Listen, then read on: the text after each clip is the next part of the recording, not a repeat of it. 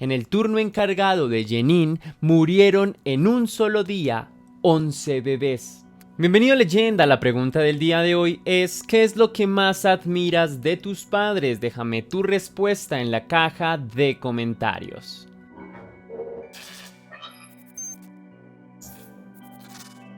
El mundo ha logrado una organización social estructurada muy interesante a lo largo de los siglos.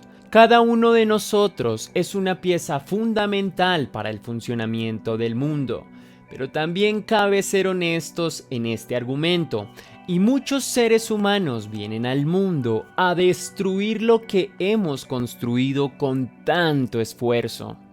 Una forma de ejemplarizar mi primer argumento son las profesiones. Necesitamos de la persona que estudió pedagogía para aprender en la escuela y universidad. Necesitamos del ingeniero civil para estudiar las probabilidades de construcción y avance arquitectónico. De los médicos para nuestra salud. De los campesinos para que nuestra comida llegue a nuestros hogares. En definitiva, todos somos importantes, absolutamente todos. Pero, ¿qué pasa cuando una profesión vital se convierte en una verdadera pesadilla del horror? Es más, no te molestes por imaginarlo, porque aquí conocerás la cruda historia de Jenin Simmons, que dará respuesta a esa incógnita. Pero sin más dilaciones, leyenda, recuerda que te habla tu amigo Tesla y te conectas a Test Misterios.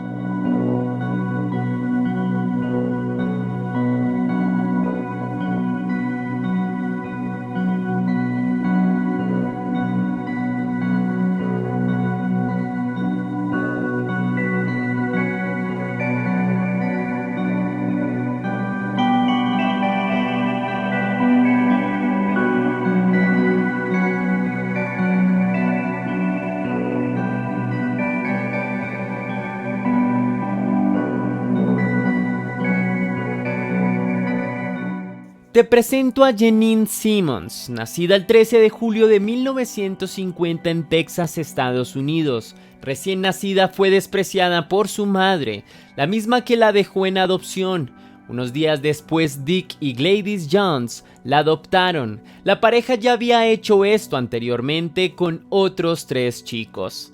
Así las cosas, hablemos un poco de sus padres adoptivos. Dick era dueño de 2 empresas, de un restaurante y un club.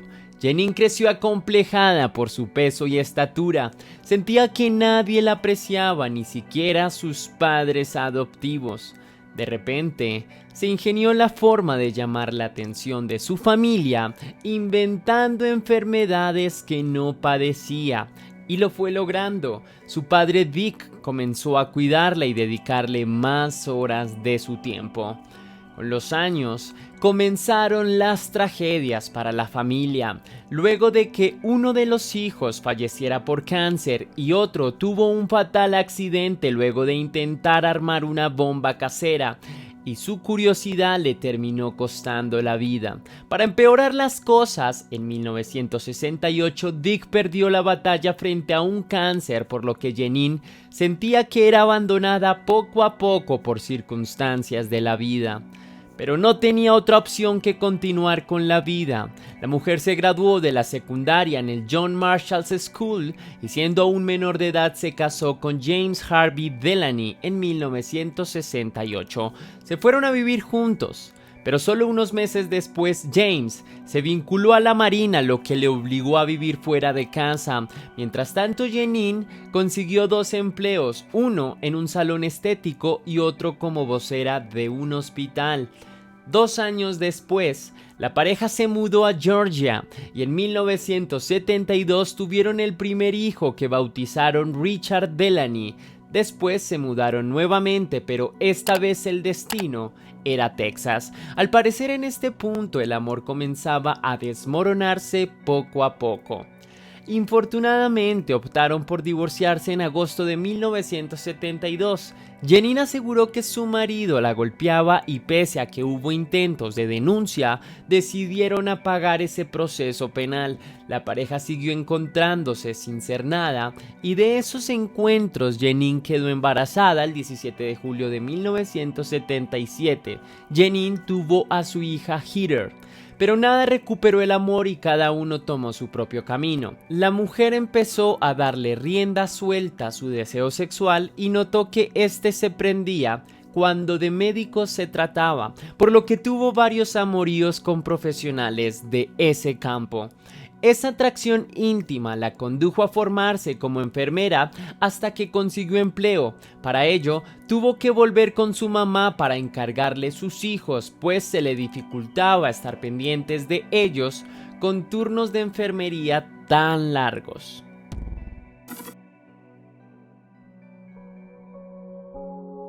El primer trabajo que tuvo la mujer fue en el Hospital Metodista de Texas. Sin embargo, no duró mucho ahí adentro porque fue despedida por su mal temperamento y por tomar decisiones sin consultar con sus superiores. Después de ahí, consiguió un trabajo en el Hospital del Condado de Bexar. Para este segundo trabajo modificó su conducta anterior. El área asignada fue el área de cuidados intensivos pediátricos. Comenzó laburando en el turno de la noche que iba desde las 11 p.m. hasta las 7 a.m. Unas semanas después tuvo un cambio de horario porque se ofreció a doblar turno con las enfermeras que no podían asistir. Esto con el objetivo de ganarse un buen terreno con los médicos por su actitud colaborativa en el trabajo. La mujer tenía una habilidad para aplicar inyecciones intravenosas con los pacientes más niños que tenía el hospital. Aparte, aprendió por fuera de su formación muchas etapas de la fisiología humana, lo que la sobrepuso por encima de todas sus colegas. Una vez ganó confianza, retomó su actitud anterior. Empezó a hacer lo que quería, poner las inyecciones que ella consideraba sin tomar en cuenta las opiniones profesionales de los médicos. Al mismo tiempo, cuestionó todos los procedimientos que allí se desarrollaban. No estaba conforme con ningún diagnóstico, lo que dañaba el ambiente laboral que allí se gestaba. Hubo una frase que comenzó a preocupar a muchos de los doctores. Jenin solía decir: "Este bebé morirá si no hacen esto". Pese a que ya era nuevamente problemática con sus colegas, con los padres de sus pacientes, comenzó a manejar otra personalidad, una más amable y paciente. No quería despertar sospechas en ellos. Jenin comenzó a dejarse seducir por lo incorrecto, luego de medicar a pacientes internados de manera incorrecta a propósito. En 1981 el hospital designó a James Robotham como director y este a su vez nombró a Jenin como la encargada de los pacientes más graves. Al parecer Jenin mostró una faceta diferente con el director, aquella de enfermera capaz y entregada hasta que el hombre creyó en ella ciegamente. Así que el director pedía que fuera ella la encargada de poner inyecciones en las vías más difíciles de los pacientes más pequeños. Muchos de ellos eran bebés.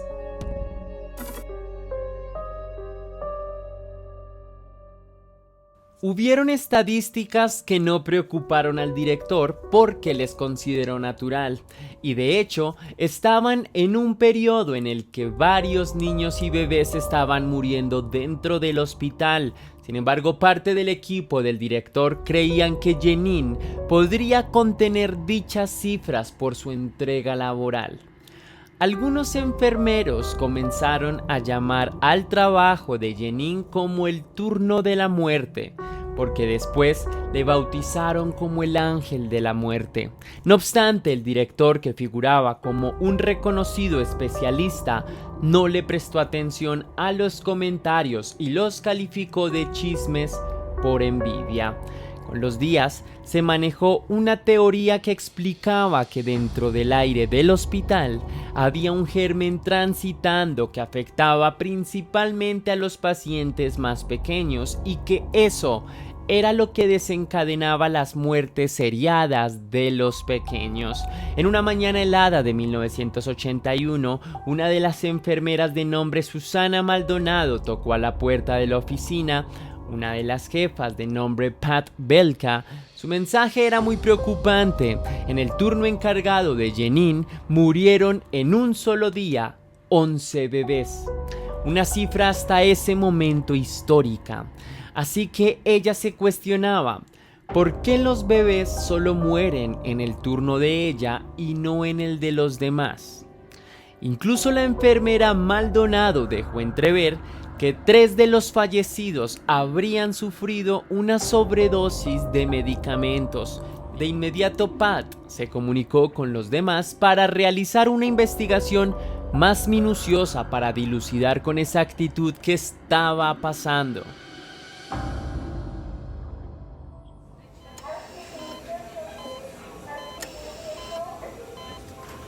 En ese día un bebé de nombre José Antonio Flores murió en medio de un cuidado a las 5:22 am. El niño presentó múltiples enfermedades al mismo tiempo, como fiebre, deshidratación y mareo. Finalmente le dio un paro que detuvo los latidos de su corazón.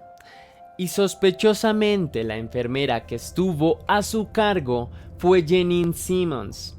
Es en este punto que el director del hospital decidió hacerle seguimiento a un medicamento de nombre heparina y estipuló una norma que establecía que ninguna enfermera podría hacer uso de este anticoagulante a menos que esté acompañada por un supervisor.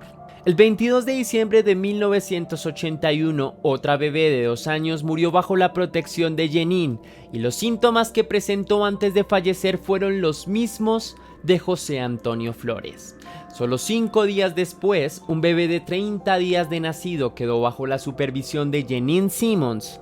Unos días después de su llegada, comenzó a presentar fiebre, deshidratación, mareo y fatiga. Poco después su sistema cardíaco comenzó a acelerarse, pero afortunadamente un equipo médico logró reanimar al niño.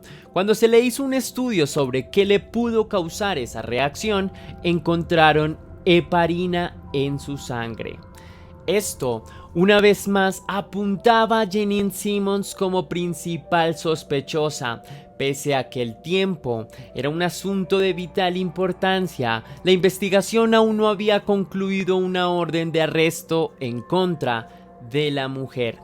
Mientras la investigación avanzaba, más niños y bebés perdían la vida en el supuesto cuidado de Jenin Simmons. En 1981 murieron 10 niños y todos ellos estuvieron sus últimos días junto a la enfermera.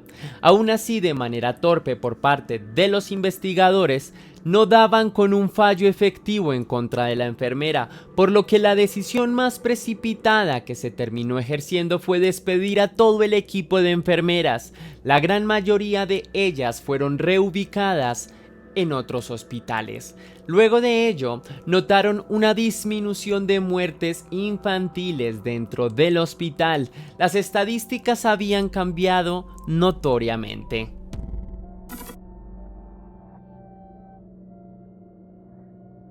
En 1982, la doctora Kathleen Holland contrató a la enfermera por un pago de $5 la hora. Incluso este contrato ignoró la investigación en curso que se avanzaba en contra de Jenin por presuntos homicidios de bebés en el antiguo hospital.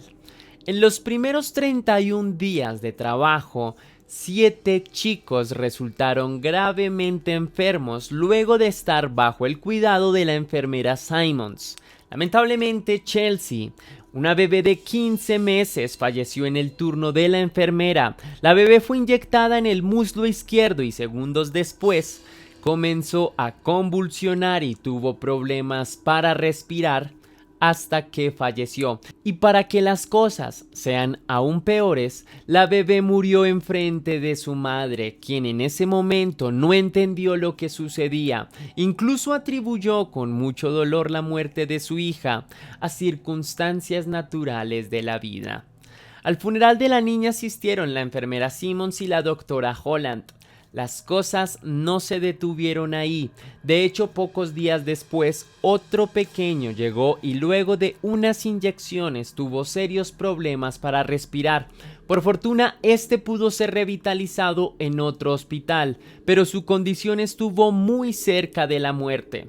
Un comité interdisciplinario de investigación estimó que cerca de 90 niños murieron en estos procedimientos de terapia intensiva que la enfermera Simmons practicaba con sus pacientes. Se determinó que en el hospital había un medicamento letal que se llama succinilcolina y este únicamente estaba permitido para la doctora Holland y su enfermera Janine Simmons. Y esta misma sustancia fue la que terminó acabando con la vida de la bebé Chelsea, de 15 meses de nacida. En este punto, Janine era el principal blanco de todas estas muertes que venían ocurriendo en su carrera laboral.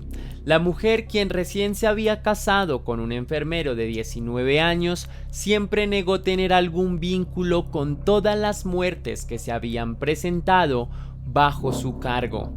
Finalmente, la investigación acusó a Janine Simmons de ser la culpable de todos los decesos presentados bajo su cuidado intensivo. En su audiencia, un juez le imputó una condena de 99 años de prisión. Poco después fue acusada del caso de Rolando Santos, otro bebé que murió por altas dosis de heparina bajo el cuidado de la enfermera. Por esto, le dieron 60 años más de cárcel. Su hijo mayor terminó en un instituto de protección infantil y el menor quedó bajo custodia de la abuela del niño. En 2018 y con 66 años de edad, la mujer tenía una posibilidad de solicitar la libertad por buen comportamiento. No obstante, en ese momento salieron a la luz más casos sobre pequeños asesinados bajo su cuidado, razón que la terminó dejando en la cárcel para siempre. O tiene la posibilidad de pagar una fianza impuesta por $1 millón. Aunque nunca se supo la cantidad exacta de víctimas, se cree que fueron más de 100 bebés que murieron en sus manos por inyecciones o dosis altas de heparina. Hasta el día de hoy sigue presa en una cárcel de los Estados Unidos. Hasta aquí va el video de hoy, leyenda. Si te impresionó, déjamelo saber con un cósmico like. Si me quieres ayudar, te invito a que compartas este caso en tus redes sociales. Y sin más que mencionar, que las dudas te acompañen. Nos vemos en el próximo capítulo.